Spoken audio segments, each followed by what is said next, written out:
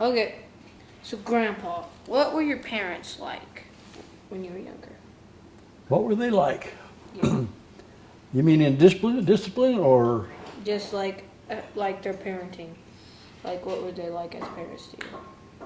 Well, my dad was a hard worker, and my mother was a hard worker, and we were raised out in Scott City, Kansas, out in western Kansas, and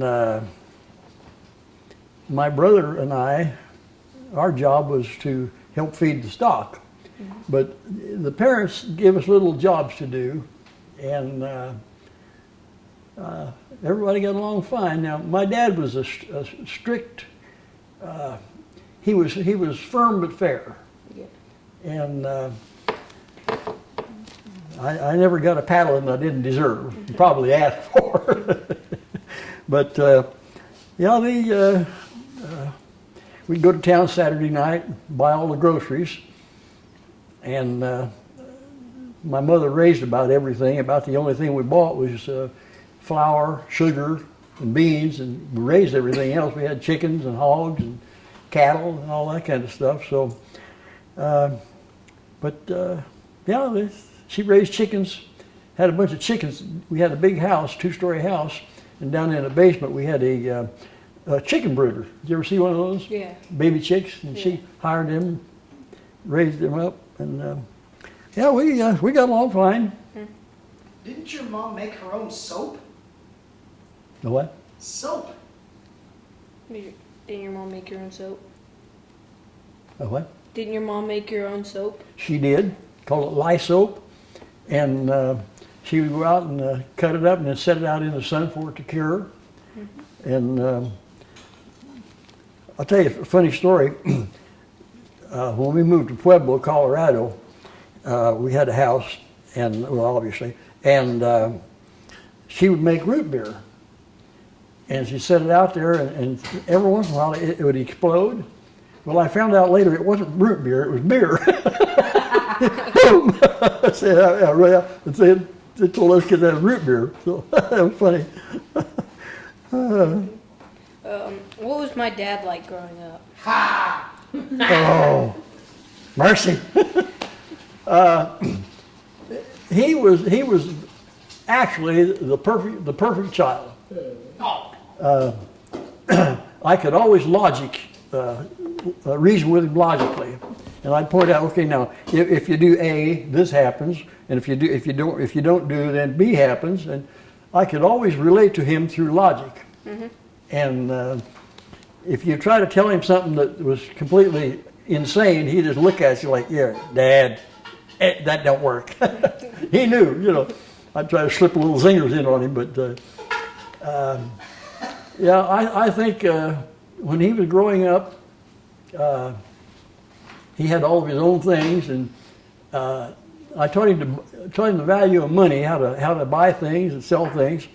And one day we went to Wichita, and he brought a little keyboard piano there, and he was about, I think $8 or $10 short. So he said, "Dad, would you loan me $10 so I can buy that till we get home? I'll pay you back." And I said, "Yeah, okay." So I gave him the money, and he bought it. We took it home. He was playing on it, and we got home and sat there about rest of the day. And I said, "Well, son, did you forget something?" He said, "No, I don't think so." "What?" I said, "Well, remember that $10 I loaned you so you buy your keyboard?" "Yeah." I said, "Well, you said you're going to pay me back." "Well, do I have to?" And I said, "Yeah, that's what you said." So he got in his poke and dug out the $10, brought it over to me, tears in his eyes. I felt like I sat on a cigarette and dangled my feet. I felt, but that taught him a good lesson. And to this day, Pay your bill. he never makes a debt that he doesn't pay. That is right. Was he well behaved? Yes, for the most part. I probably paddled his little booby, little buddy, maybe 5. I could count on one hand 5 times. No, he was good. Mm-hmm. What was your childhood like? My childhood? Mm-hmm. Oh, golly. Well, basically raised out on the farm in Scott City, Kansas. I had chores and fed the cattle and stuff like that, you know. And I was a good kid. I had a lot of time. Nobody had any money back then, you know, just coming out of the Depression. So I made my own toys. I made a semi truck. And I got a 2x4 about that long, and then another one about that long, and that the short was the cab. And then I put skate wheels on it that I found out in the dump, and then I got some old Carnation milk cans. You probably never heard of Carnation, but anyway, I put 2 milk cans together, nailed them down to the 2x4 behind the cab, and I covered it with gunny sack, and then I poured oil on it. And I put in bottle caps for the headlights, and it looked like a real semi-tanker. Right.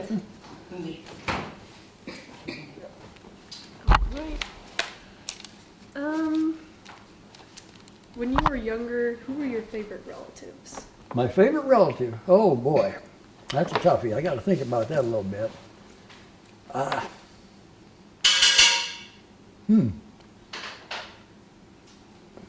Probably my grandfather. Yeah. What was his name? Peter Lewis Lynch. What did you like so much about him? Sorry, Catherine, I'm coming in on you. Oh, he liked.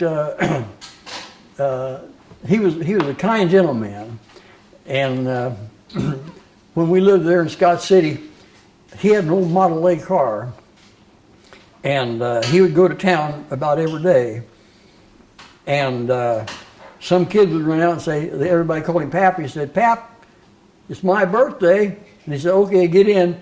So they would get in, and he'd take him down to the place called Fairmont Ice Cream, buy him an ice cream cone.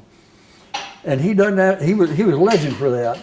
And I know some of those kids had 2 or 3 birthdays in one year. Yeah, he was a real kind soul. Little roly-poly Irishman. Oh, and he believed he would never start a trip on a Friday, because the little people would get him if you started on Friday. He believed in the little people from Ireland, you know. Yeah, he was quite a guy. He had an old English bulldog called Patsy. His jaws hanging down, you know.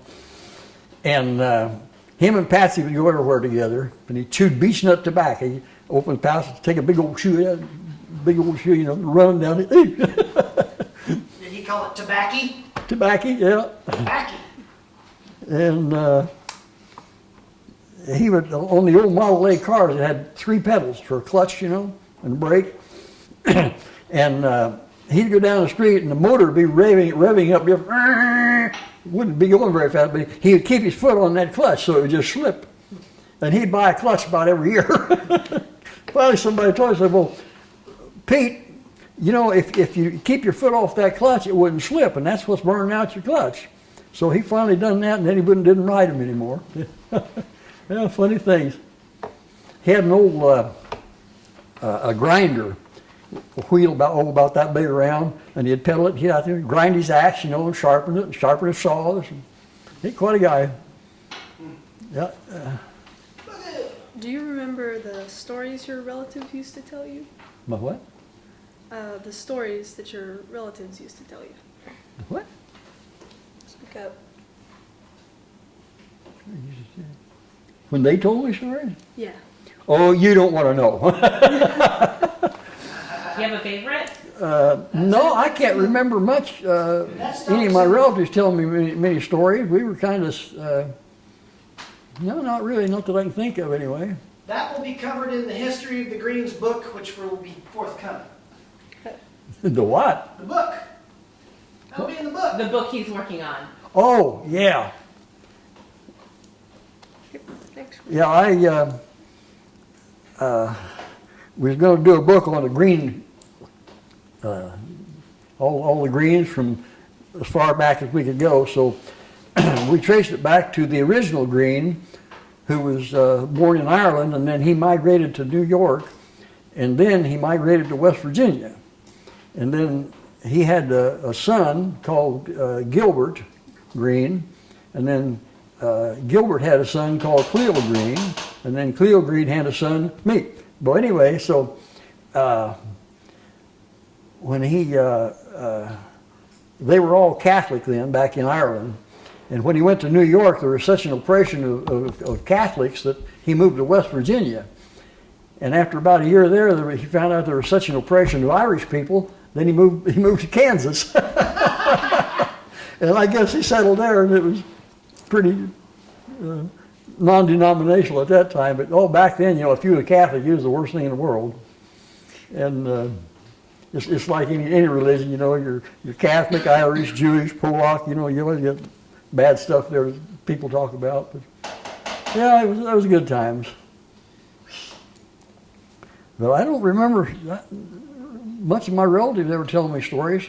When we was kids, I'd always play with my cousins, and we'd always be out, and the old folks would be in there talking and doing that, But yeah, I never got much input from the relatives. Usable. What was the funniest or worst thing my dad did? The worst thing your dad ever did? Or funniest? Huh? Funniest. Funniest or worst? The funniest. Oh boy. Now I could write a book on that. Oh golly. Tell them the story about you got a big mouth. Oh, that's a good one. Oh yeah, that was that was probably the coup de grace. Stephanie and I was a manager of a mobile home sales lot in Topeka, in Wichita, and they had a big Christmas party. And so Stephanie and Carter came up with us, and we were all sitting there, and Stephanie... She was getting in trouble. Stephanie was cutting up, and I said, Stephanie, you cut that out, and I scolded her a little bit, and pretty soon Carter said, Dad, you got a big mouth. And I said, what did you say? He said, I think I might have made a mistake. I said, yeah, you did.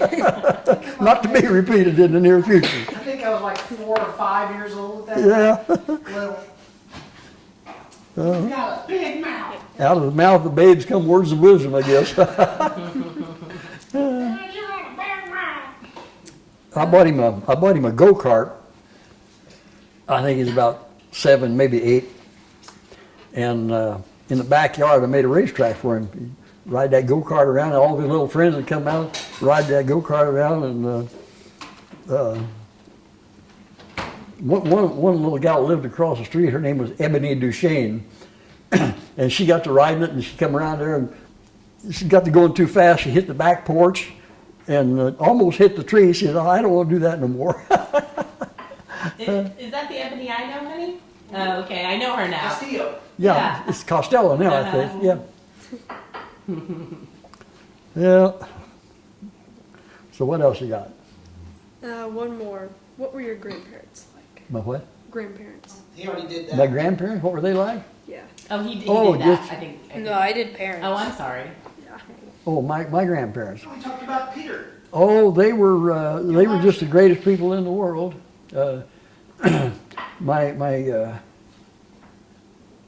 Let's see. Yeah, my grandmother, of course, she was Irish too, and she used to make a stuff called mulligan stew, and it was rice and beef and tomatoes and potatoes. I guess about everything with the kitchen sink. But, oh yeah, she was a great cook.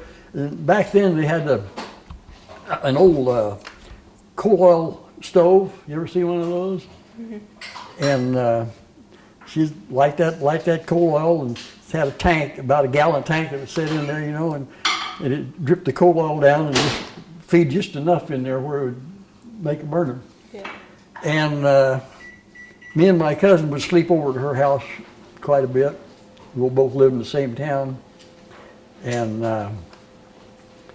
she was she's kind of a saint, really. The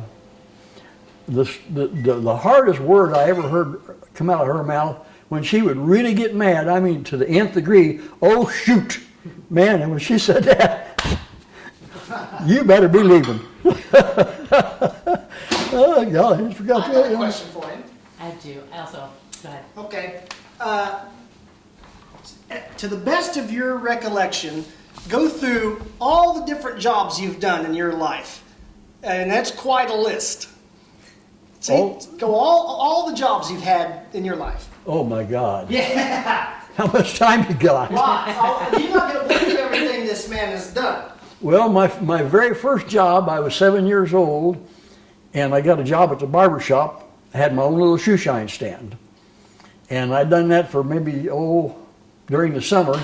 And then one of the kids next door had a little wind-up airplane with how you made them in a kit, And I just fell in love with that airplane. And still to this day, that's, me with airplane. But anyway, I said, well, I would like to have that. And he said, well, I said, what will I have to do to get it? He said, well, I'll tell you, I'll trade you straight across for your shoe shine stand. I said, oh, okay. Bad move. It would, them old farmers would come in with mud all their boots, and I'd clean off all the mud and polish them up. And I think that time it was 50 cents was big money then, back in the 30s. And let's see, kind of keep it in a chronological order, I would say my next job was, High school. What did you do in high school? I guess my next job was I had a paper route, and I'd get up at 4 o'clock in the morning, and they just dump them off, and they were all flat, and I'd dump them off. They'd dump them off, and I would roll them up, put a paper band around them, and then on my bicycle I had paper bags on my handlebars, and by about 5:30 I'd deliver them and toss them all out. So I guess that was probably my second job, and then. Did you work for your dad at his car lot? Yeah, part-time. I would, my dad was a used car dealer, and I'd go down and dust him off, stuff like that. And he paid me. He always paid me to doing things. And he'd create jobs for me like I did Carter. I'd create little jobs so he'd get an allowance. Well, it really wasn't an allowance, but Got paid for your labor. I had tried to instill in him, if you want something.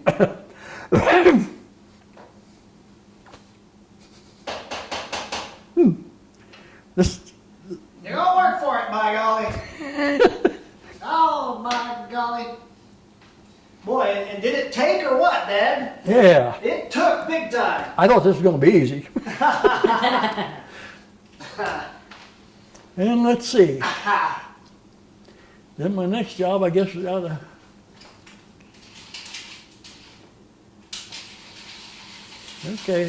high school. My next job was the Army. Now, why did you decide to enlist in the Army? Well, World War II has just ended. And, of course, my brother was there. So, of course, patriotism run real high then. So, in June 22nd, the Korean War broke out. And July the 11th, another bad decision. I went down and enlisted. So, then after I got back from Korea, I got a job selling Fuller brushes. That's biggie. And I sold the old Filter Queen vacuum cleaners. I don't know if you ever heard of them or not. The big tank type thing. And I sold those, and then I sold new Packards, and this was in 1956, late part of 56. I was sold Packards. And let's see, from there,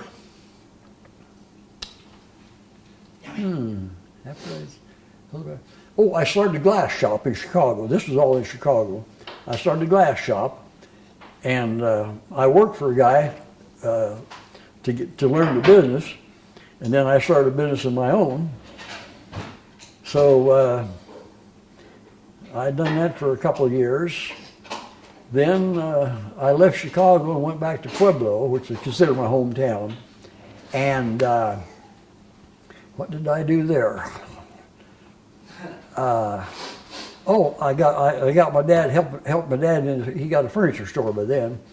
So I started helping him in the furniture store, and I bought and sold cars on the side, and I saved up a little bit of money, and I started buying and selling cars again. So then I got itchy feet, so I moved to Denver and started selling new Buicks. This was in 1960, selling new Buicks, and I'd done that for about a year. And a friend of mine was a detective for the William J. Burns Detective Agency, and he said, "Bob," he said, you ought to come down and get on with me." And I said, "Yeah." So anyway, I went down and I got a job as a security guard for Stanley Aviation there in Denver. They made the ejection seats for the jets, and I'd done that for, I guess, probably 6 months. And then I decided to go. This friend of mine was talking about this real fun job and adventurous about working for a detective agency. So I did. So I worked there for about 3 months, and then they promoted me to lieutenant. Well, let me backtrack. But when I was with Stanley Aviation, my job was, if everybody was walking out, they had their lunch boxes, and my job was to sift down through there. And then they'd wheelbarrow out wheelbarrows worth of sand, and I'd go through the sand, the wheelbarrow, and make sure there wasn't anybody taken out. So, then I got promoted to lieutenant. And, I thought that was big time there. I had the gold bars. So, and I guess I'd done that for about probably about a year. And then what did I do then? Golly. Got to think a minute. After I got that done. Tell me about when you got your pilot's license. My what? Was that about the time you got your pilot's license? Oh yeah. Well, that was supplemental. That was when I was selling the new Buicks. Tell them about your flying days. My what? Your piloting days, your flying days. Oh, yeah. I guess back when I traded my shoe shine stand for an airplane, I guess that was when I first fell in love with airplanes. So then I decided, a friend of mine, he was a pilot, and he said, "Come on, I'll take you for a ride." And I said, "Oh, I don't know, riding that thing or not." "Oh, come on." And we left the ground, and I said, "Oh, wait a minute, what is this?" I'm up here, the ground is down there. Then I kind of got to liking it, and then I learned to fly. Then I got my pilot's license, and the rest is history about me and airplanes. My first love, Let's see, what did I do then? And he's still working on the job list. I know. This guy's done everything there is to do. What did I do then? Let me see. After If Green hasn't done it, it ain't worth doing. After I left Denver,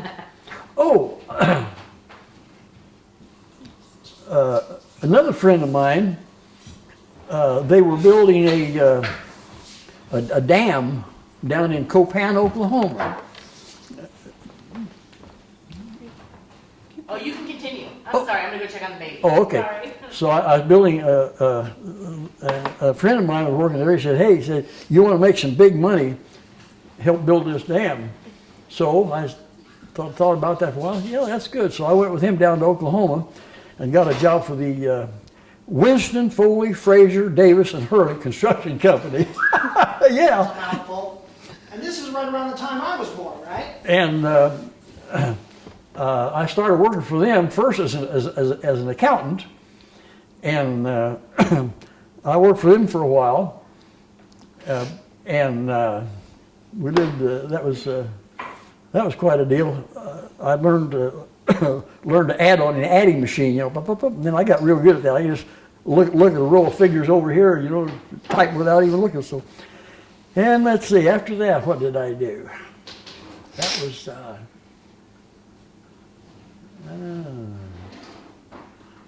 After that, what did I do? Oh, I started a little a mobile home sales lot, and that was in Oklahoma City. I'd done that for a while, and then a company out of Iowa said, we're looking for a general manager for our mobile home. We got 3 mobile home places here in Wichita, and I said, they said, would you consider just come and work for us? And the salary was real good, so yeah, I considered it. So then I went to work for them as a general manager, and he had 3 mobile home parks, and I was the general manager of the the mobile home parks plus all the sales lots. So that was pretty good. Then the recession hit, and boy, everybody just was jumping out of windows, and everybody was losing a lot of money. So they folded that up. So then, what did I do after that? Then you bought the toter. Oh, what? The toter. You bought your own rig and went into business for yourself again. Oh, yeah. And let's see. After that, yeah, I started moving mobile homes because I bought a truck, and I moved mobile homes all over the country, from the west coast to the east coast. That was Barrett Transportation Company. So, golly, what about? Let's see.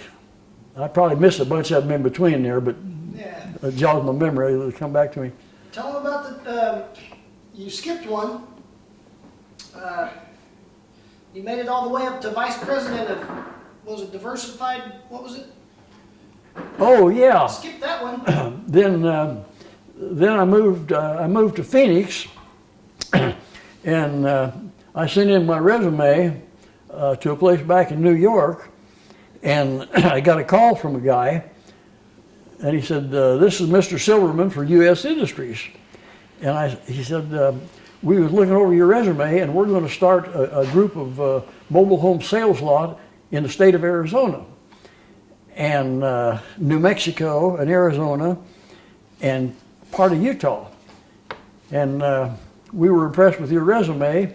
Would you consider being a general manager for that?" And I said, "Yeah, I'd consider that. The salary looked good." So off I went to Arizona, and then I don't know if you know anything about financing, but at that time, our base was in, well, let me back up. U.S. Industries was the parent company, and they had a bunch of subsidiaries. And one of the subsidiaries was mobile homes. So they had a mobile home division in Denver. It's called Western Mobile Homes. So anyway, I'm backtracking here a little bit. I set up mobile home sales lots, and and then I went to Arizona. So anyway, back to the financing. The company was Western Mobile Homes, which was one of the subsidiaries of U.S. Industries. They had to house all of the paperwork and all the financing in Denver. So when I moved to Arizona, Arizona had a state law that said no, all the paperwork and housing has to be in Arizona. So we had a big executive meeting, and I told them, I said, "Well, we've got a problem.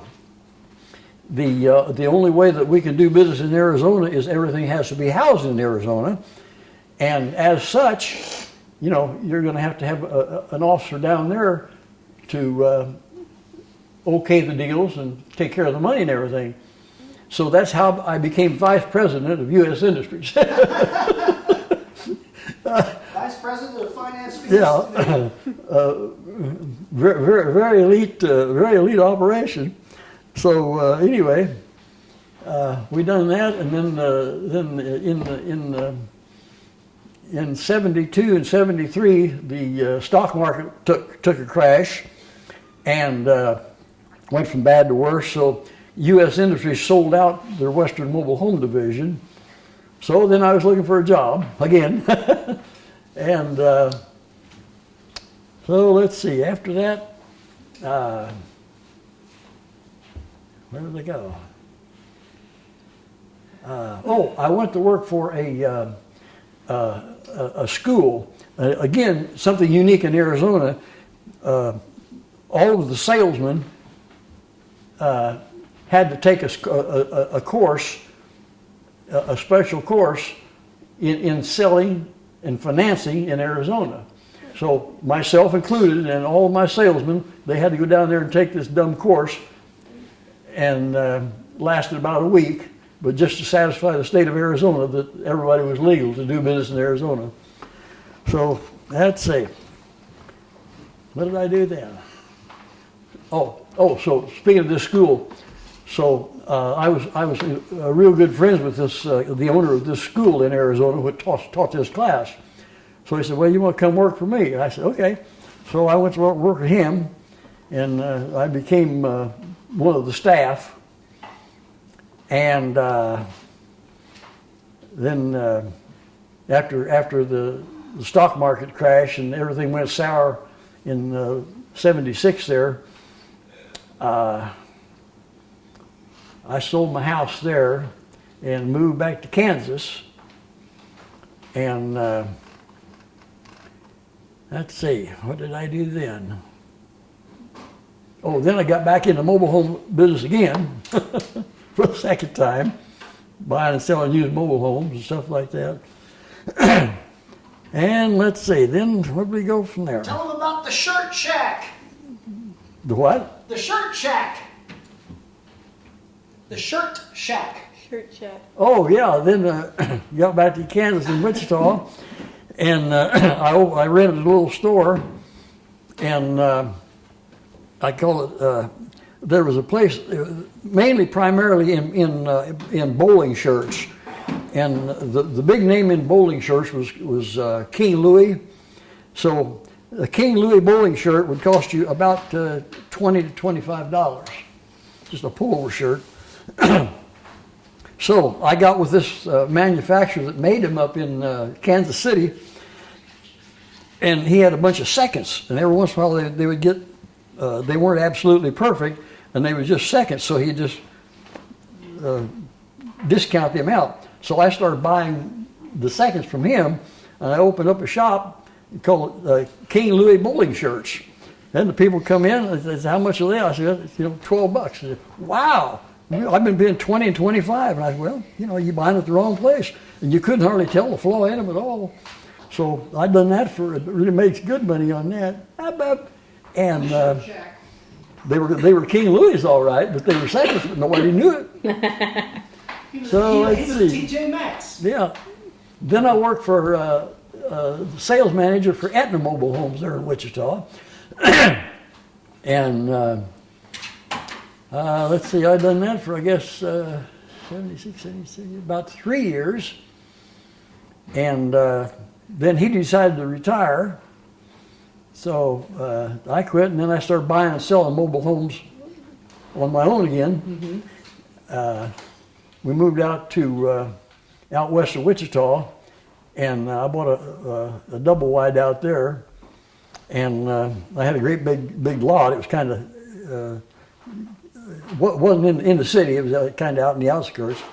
So I buy and sell mobile homes and pull them out there, and let's see, what did I do after that? That's oh wow.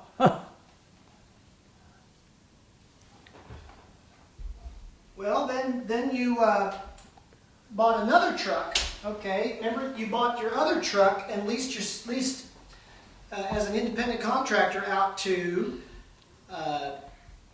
was it GAF out of Texas? Oh yeah.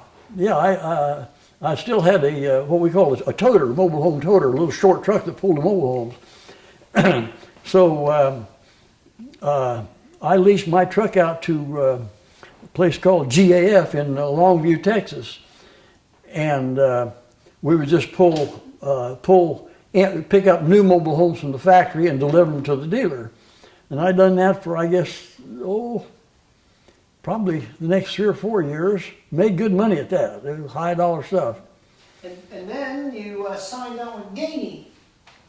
And what did I do then? Then it was Gainey. The what? Gainey. Gaming? Huh? Gainey? Gainey?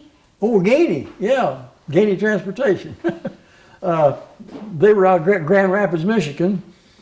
So I finally sold my truck and went to work for them, and they had brand new equipment, and I'd done that for. Let's see, I'd done that until I retired. As a matter of fact, I'd pick up Susan, and we'd go all over the country, all the way back to New York, Chicago, and deliver them things there. Kind of funny. I said we went from I think it was Rhode Island. They had the Chesapeake. No, it was Massachusetts. They had a Chesapeake Bay Bridge that went all the way over into New Hampshire. So here I was got this big mobile home, not a mobile home, but a just regular semi.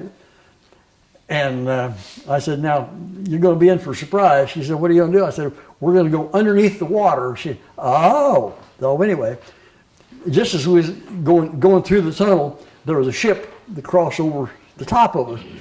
And I thought that was kind of funny. I said, I hope that thing will break. This is the first time I ever was underneath the tunnel that the ship went over. But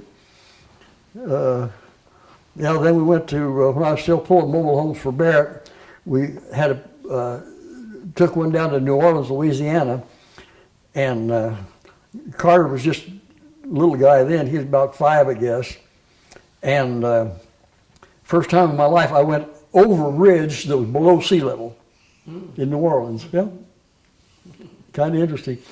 And we went into, the guy rented us a hotel room, it was a hotel, and I'll never forget that. I don't know if you remember, but the roof was kind of slanted down like this. One went like this, real strange. Crazy, yeah. Yeah. Them Cajuns build things kind of funny. Well, I guess. Here's one for you, Dad. Talk about the history of Freemasonry in the Greens and our tradition with Freemasonry, and also the very special story of, was it Ringgold, Georgia, where we broke down? I've been to Ringgold, Georgia. Was it Ringgold? No, it was Vaden, Mississippi. Vaden. Talk about Freemasonry and then the special event that happened in Vaden, Mississippi in 1981. Yeah. This is an awesome story. Then, let's see.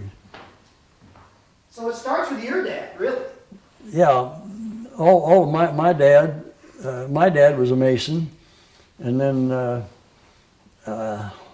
when I got back from Korea, I joined the Masons.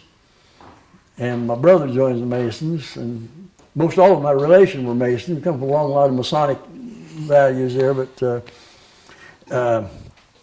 make a long story short, I lost my train of thought now. Where was it? Vaden, Mississippi. Yeah. On our way to deliver this mobile home down to New Orleans, we stopped in a little town called Vaden, Mississippi. Now there's probably 500, 600 people in the whole town, maybe 1,000, and we broke down. And I said, "Oh boy!" Now it was on Friday night. Couldn't get anything, and all I had back then you didn't have ATM machines, you know. And even credit card technology hadn't quite reached Vaden, Mississippi yet. So anyway, I asked one of the mechanics there, I said, "Is there a Masonic lodge here in town?" He said, "Yeah." And I said, "Do you know who the master of the lodge is?" He said, "Yeah, he owns a butcher shop downtown." So I went down there and I said, "Now I tell you," I explained to him who I was. And I said, "I'm broke down." And I said, "I can't get in the bank till Monday morning." And I said, would you take a personal check? He said, "Sure." "How much?" And I think it was $70, $100. Forget how much it was. And he said, "Would that be enough?" And I said, "Yeah, that's adequate." And before that, we talked. I showed him my card as a Mason and everything, you know. We talked a little bit. And then I said, "Would you take a personal check?" And actually, it was a counter check. I didn't even have my regular checkbook. And he said, "Yeah." He said, "How much do you need?" And I forget whatever the amount was, 100, 150, whatever it was. And he said, "Do you need any more?" And I said, "No, that's adequate." But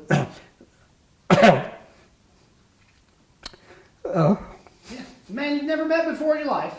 Didn't know you from Adam. That's cool. And yet, Yep. and remember, you know what a counter check is? It doesn't have your name. Right. It doesn't have your Address, phone number. Right. It may as well be just give me $100. Yeah.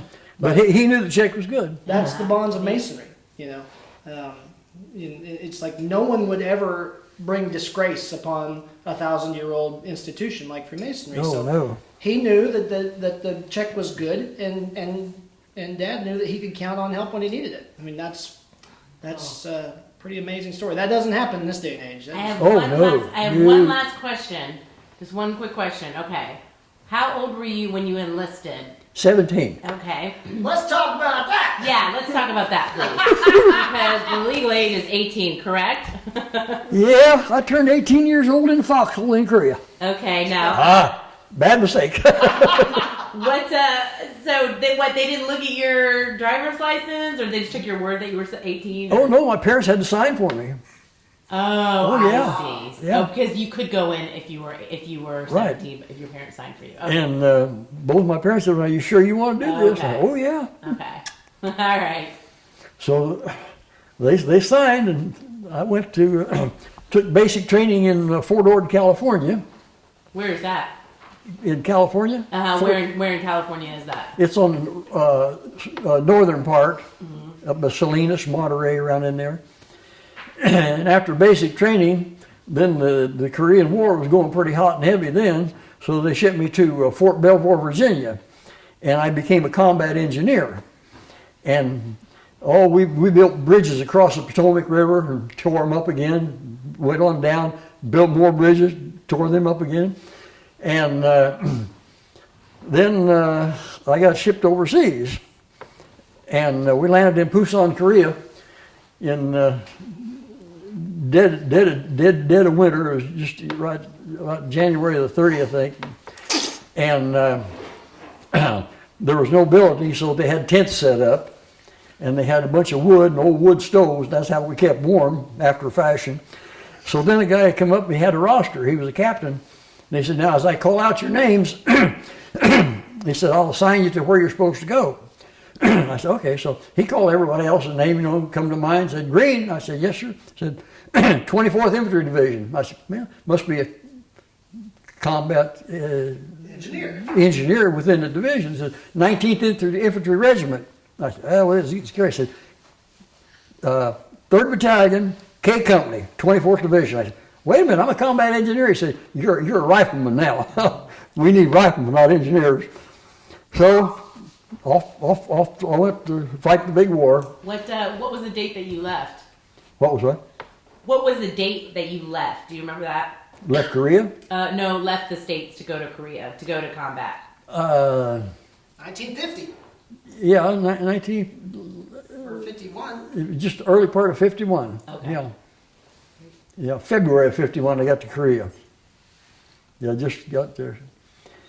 And that was an experience I just soon not tell about. Mm-hmm, sure.